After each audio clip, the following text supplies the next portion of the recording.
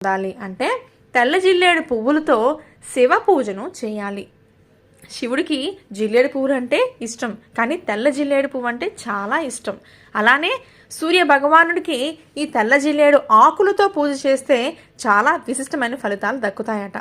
అయితే లక్ష్మీ కటాక్షం కోసం మనం శివుడు సకల ఐశ్వర్య ప్రదాత, ఆ మహాదేవుడికి అత్యంత ప్రీతికరమైనవి తెల్ల జిల్లేడు పువ్వులు.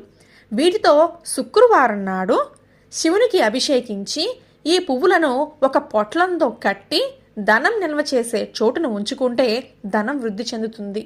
అంటే ఏదైనా శివాలయంకి శుక్రవారం నాడు వెళ్ళి ఒక చెంబులో ఒక 5 or 6 తెల్ల జిల్లేడు పువ్వులు వేసి ఆ చెంబు నిండా నీళ్లు వేసి నీళ్లు ఇంటి నుంచి తీసుకెళ్తే మంచిదండి. స్వామివారికి అభిషేకం చేయించండి. ఆ నీరుతో చేయించిన తర్వాత ఆ జిల్లేడు పువ్వులు కింద పడతాయి కదండి, అవి ఒక 2 or 3